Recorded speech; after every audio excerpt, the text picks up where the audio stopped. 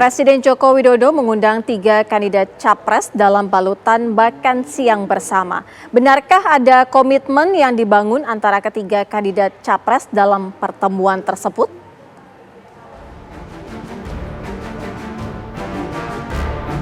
Presiden Joko Widodo mengundang secara khusus ketiga bakal calon presiden 2024 ke Istana Negara. Pertemuan Presiden dengan Prabowo Subianto, Anies Baswedan, dan Ganjar Pranowo itu dihelat dalam jamuan makan siang. Pertemuan tersebut berlangsung secara santai dengan diiringi obrolan ringan dan penuh tawa. Bahkan 3 kandidat calon presiden menyambut positif tawaran makan siang bersama presiden itu. Undangan Jokowi kepada ketiga baca pres ini pun menimbulkan beragam persepsi. Ada yang berpersepsi bahwa pertemuan tersebut menunjukkan bukti bahwa Jokowi bersikap netral alias tak memihak. Ada pula yang berpersepsi hanya sekedar basa-basi. Saya melihat ada 2 kemungkinan yang bisa kita bicarakan. Yang pertama adalah bagaimana Pak Jokowi ingin membuktikan kepada publik bahwa selama ini Jokowi dituduh tidak netral, dituduh dukung-mendukung ya kepada salah satu kandidat atau capres-cawapres. Maka pertemuan mengundang ketiga bakal capres tersebut itu menjadi sebuah jawaban atas kritikan publik kepada Pak Jokowi, bahwa Pak Jokowi ingin mengatakan ke publik bahwa ya saya berdiri di tengah, saya netral gitu. Dalam konteks itu menjadi penting. Persepsi lainnya menurut Ujang Komarudin adalah membangun sebuah komitmen untuk membangun bangsa selama perhelatan pemilu 2024. Para kandidat capres yang memiliki pendukung besar tidak melakukan saling serang atau menjelekan satu sama lainnya. Dari Jakarta, tim TV One mengabarkan. Menjelang pelaksanaan pemilu 2024, Presiden Joko Widodo mengingatkan agar para penjabat kepala daerah tetap netral. Presiden mengingatkan agar penjabat gubernur, bupati, dan wali kota untuk bisa memastikan aparatur sipil negara atau ASN tidak memihak. Saya ingin menyampaikan beberapa hal yang berkaitan. Mendekati pelaksanaan pemilu tahun 2024, Presiden Joko Widodo mengumpulkan para pejabat kepala daerah yang diangkat oleh pemerintah, baik pejabat gubernur, bupati, dan wali kota. Dalam arahannya, Presiden meminta pejabat kepala daerah untuk mendukung pelaksanaan pemilu 2024 mendatang. Pejabat gubernur, bupati, dan wali kota diminta untuk mendukung penuh Komisi Pemilihan Umum KPU di setiap daerah. Selain itu, Presiden juga mengingatkan agar para pejabat kepala daerah tidak memihak salah satu calon dan tetap menjaga netralitas. Dan juga minta jangan sampai memihak. Itu dilihat loh, hati-hati. Bapak Ibu dilihat. Mudah sekali kelihatan Bapak Ibu memihak atau enggak. Krik, udah. Dan juga pastikan ASN itu netral. Begitu, jangan tepuk tangan. Saya evaluasi harian itu hati-hati loh. Begitu Bapak, Ibu semuanya miring-miring, saya ganti setiap hari bisa. Itu hak prerogatif yang saya miliki. Selain memberi arahan terkait netralitas ASN, Presiden juga memberi sejumlah arahan kepada para penjabat kepala daerah, terutama untuk mengantisipasi ancaman krisis pangan. Dari Jakarta, tim TV One mengabarkan.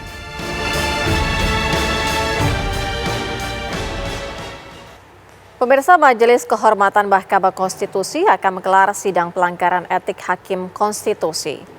Sidang Majelis Kehormatan MK digelar hari ini dan berlangsung secara tertutup bagi para hakim secara bergantian dan berlangsung terbuka bagi para pelapor. Majelis Kehormatan MK akan memeriksa 9 hakim konstitusi buntut dari 18 laporan dugaan pelanggaran etik Hakim Konstitusi.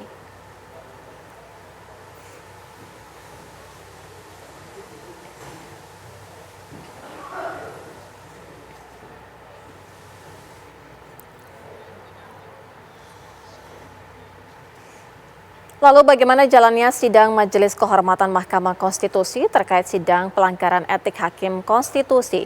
Kita akan tanyakan langsung kepada reporter Tisa Laura. Tisa, bagaimana dengan hasil sidang etik Majelis Kehormatan Mahkamah Konstitusi?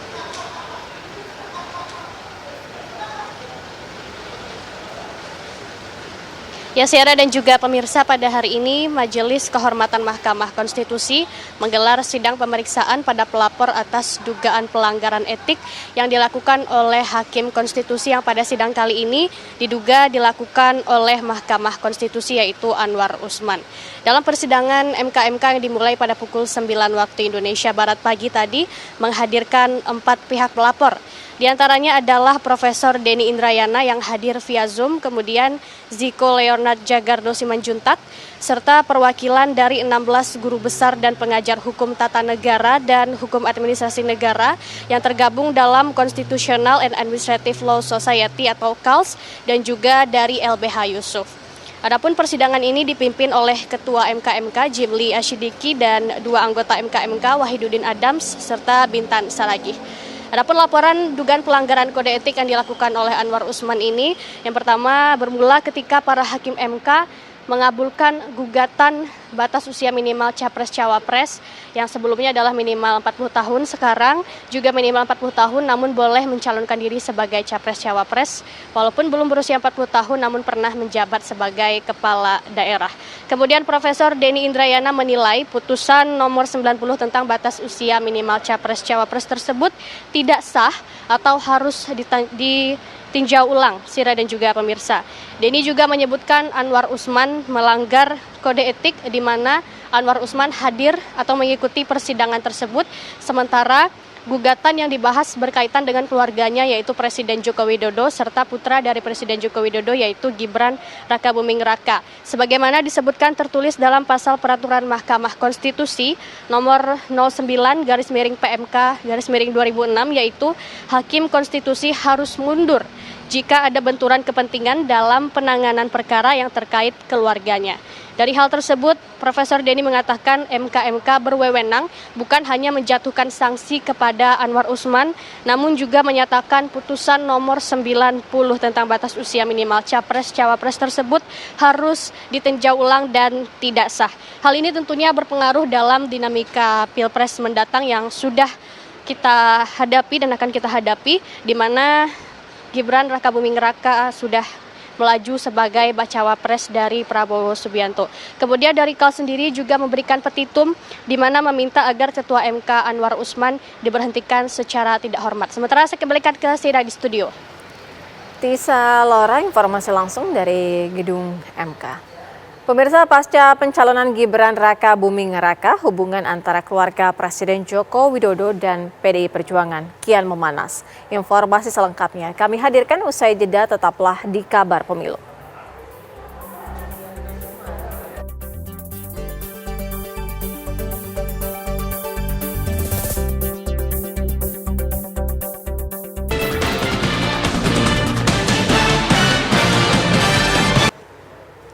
Pasca pencalonan Gibran Rakabuming Raka, hubungan antara keluarga Presiden Joko Widodo dengan PDI Perjuangan kian memanas.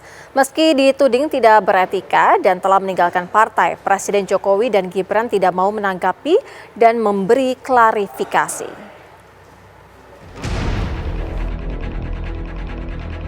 Majunya Gibran Rakabuming Raka menjadi calon wakil presiden memicu memanasnya hubungan keluarga Presiden Joko Widodo dengan Partai Demokrasi Indonesia Perjuangan (PDIP). Meski tidak dipecat secara resmi dari partai, sejumlah kader PDIP terus melancarkan serangan terhadap posisi Gibran Rakabuming Raka. Bukan hanya Gibran yang disasar, bahkan keluarga Presiden Joko Widodo juga dituding telah meninggalkan partai yang membesarkannya. Waduh, ya kan? Bagaimana Pak Jokowi, Mas Gibran, wong Solo dinilai demikian, ya, sangat tidak patuh dan tidak santun dan tidak bermoral karena meninggalkan partai dan Ibu Mega misalnya. Ini yang saya sebut toxic relationship tadi, ya. Ini ajarannya sopo, yang dulu kan tidak begitu, ya kan? Kesedihan itu pasti ada, tapi kita nggak akan cengeng. Banteng nggak cengeng. Banteng ketaton itu langsung bergerak. Gitu. Jadi kita tidak dalam romantisme kesedihan, tapi kita harus berjuang. Dituding tidak tegak lurus dengan partai, Gibran Rakabuming Raka justru mengaku telah meminta izin dari tim pemenangan Ganjar Pranowo.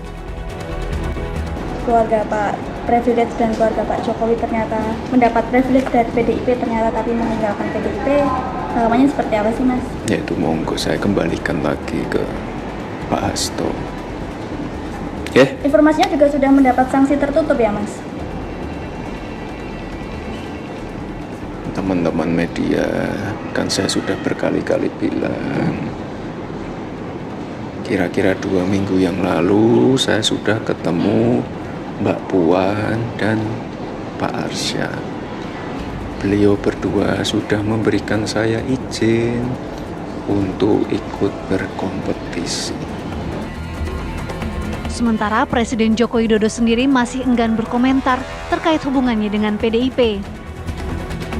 Calon Presiden Prabowo Subianto mengaku bahwa perpindahan kader dalam perpolitikan adalah hal yang wajar. PDIP merasa sedih dan kecewa ketika Gibran dipasangkan dengan Bapak sebagai cawapres. Saya juga banyak kader saya juga yang diambil pihak lain, ya kita baik-baik aja, ya kan? Kan kita satu bangsa, satu negara. Hingga hari ini status Gibran Rakabuming Raka di PDIP masih belum jelas. Di satu sisi, ia diminta untuk mengundurkan diri, namun di sisi lain, PDIP juga tidak bertindak tegas dengan melakukan pemecatan. Tim TV One mengabarkan.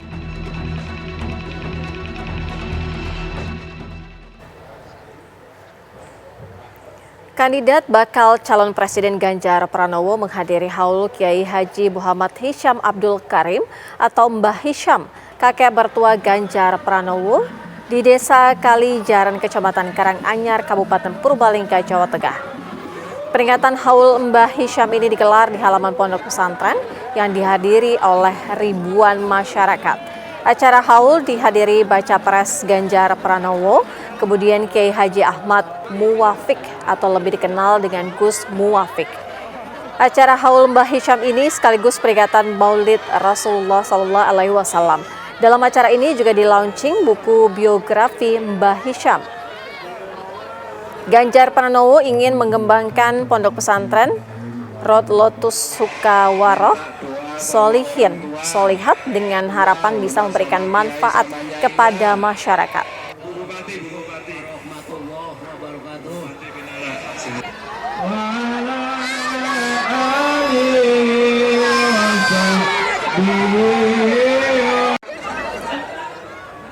Bakal calon Presiden Prabowo Subianto menghadiri acara peresmian posko pemilih Prabowo Gibran Kopi Pagi di Kebayoran Baru, Jakarta Selatan. Kedatangan Prabowo disambut oleh Ketua Dewan Pembina Kopi Pagi sekaligus Menteri Perindustrian Agus Gumiwang Kartasasmita. Selain menyapa para relawan, Prabowo juga menerima potongan tumpeng dalam rangka peresmian. Dalam kesempatan tersebut, Prabowo berharap bahwa posko ini dapat terbuka bagi seluruh kalangan.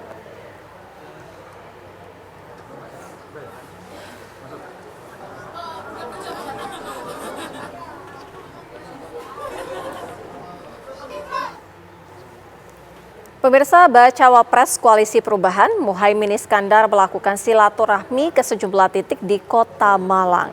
Di sela-sela kunjungannya, Caimin mengungkapkan keinginannya untuk mensejahterakan buruh pabrik. 3 titik yang dikunjungi Caimin di Kota Malang yakni pabrik sigaret, kretek tangan, kemudian sekolah menengah pertama dan Istighosa Kubro di Stadion Kedokteran Malang. Di tengah agenda tersebut, Caimin tegaskan keinginannya untuk meningkatkan kesejahteraan para buruh pabrik. Ia juga berharap beban cukai lebih diberatkan pada sigaret kretek mesin atau SKM yang menggunakan mesin, bukan pada SKT yang menggunakan tenaga manusia.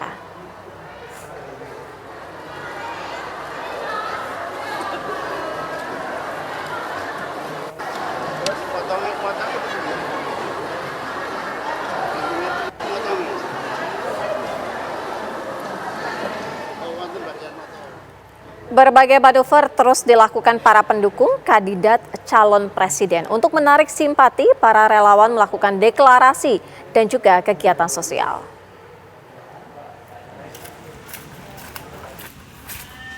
Sukarelawan Ganjar Pranowo yang tergabung dalam Ganjar Muda Pajajaran atau GMP membangun penerangan jalan umum dan pemasangan tandor air di Kabupaten Tasikmalaya, Jawa Barat. Fasilitas penerangan jalan umum atau PJU yang dibangun berada di Kelurahan Jaya Ratu, Kecamatan Sariwangi, Kabupaten Tasikmalaya, Jawa Barat.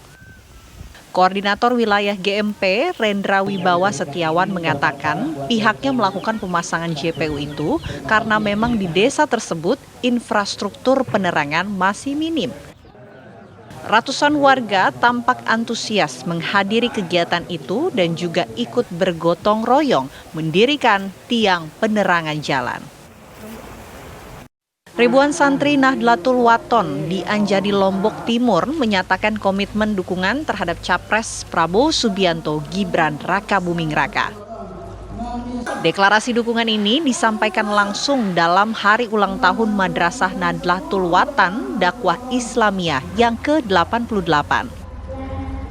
Deklarasi Prabowo Gibran itu diikrarkan di lapangan Anjani, Lombok Timur pada puncak acara hari ulang tahun Haul Madrasah Nahdlatul Wathon Islamiyah Diniyah yang ke-88. Ketua Umum Pengurus Besar Nahdlatul Wathon, Tuan Guru Lalu Gede Muhammad Zainuddin Atsani langsung memimpin pembacaan ikrar. Sementara itu, Forum Purnawirawan Polri, TNI, dan sejumlah kader partai non-koalisi di Malang, Jawa Timur mendukung pasangan Anies Baswedan dan Muhaimin Iskandar. Kegiatan pengukuhan dukungan ini dihadiri sejumlah tokoh termasuk mantan Kepala Basarnas Muhammad Syagi. Perwakilan Forum Purnawirawan TNI Polri sekaligus mantan Kepala Basarnas Muhammad Syagi menegaskan dukungan lantang pada Anies dan Caimin. Tim TV One mengabarkan. Pemirsa, kabar pemilu segera kembali dengan sejumlah informasi lainnya usai jeda.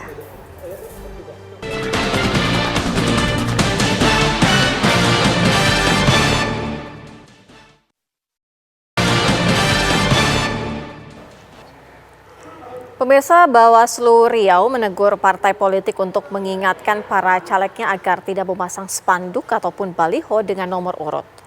Nomor urut tersebut juga ditandai dengan foto paku seolah mengkampanyekan agar masyarakat mencoblos nomor tersebut. Padahal penetapan daftar calon tetap di KPU baru akan diputuskan pada 4 November 2023 mendatang. Sementara ini, KPUD Riau juga belum memberlakukan jadwal kampanye. Melihat banyaknya caleg yang memasang foto dengan nomor urut, Bawaslu menegur partai politik agar menertibkan kader-kadernya yang memasang nomor urut hingga pengumuman daftar calon tetap diumumkan.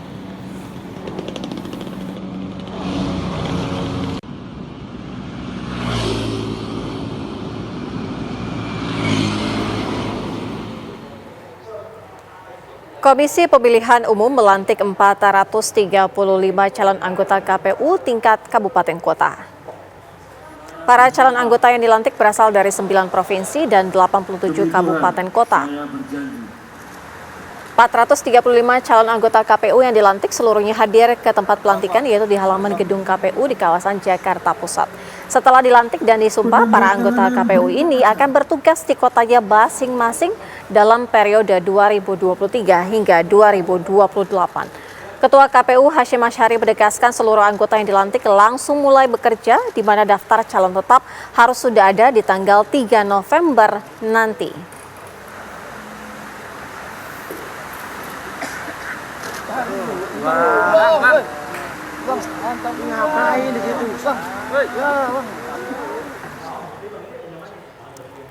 Pemkab Kota Waringin Timur memberikan dana hibah bagi penyelenggara pemilu di daerahnya, yaitu Komisi Pemilihan Umum Daerah dan Badan Pengawas Pemilu. Kedua lembaga tersebut menerima dana hibah sebesar 50 miliar rupiah. Penyerahan dana hibah kepada KPU dan Bawaslu Kota Waringin Timur ditandai dengan penandatanganan naskah perjanjian hibah daerah antara Bupati Kota Waringin Timur dengan Ketua KPU dan Bawaslu Kota Waringin Timur. Berdasarkan NPHD yang telah ditandatangani dalam pelaksanaan pemilu dan pilkada 2024, KPU Kota Waringin Timur menerima dana hibah sebesar 40 miliar rupiah, sementara Bawaslu mendapat 10 miliar rupiah. Berdasarkan Peraturan Menteri Dalam Negeri, dana hibah harus diserahkan sebesar 40% pada tahun 2023, sementara 60% lainnya diserahkan pada tahun 2024. Sehingga tahun ini KPU menerima 16 miliar rupiah, sementara Bawaslu menerima 4 miliar rupiah. Izin dihitung 1, 2, 3.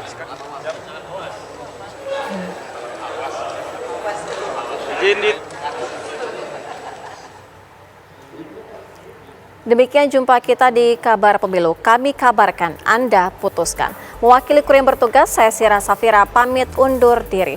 Sesaat lagi Tisa Noveni akan hadir dalam program Nusantara Terkini. Terima kasih, sampai jumpa.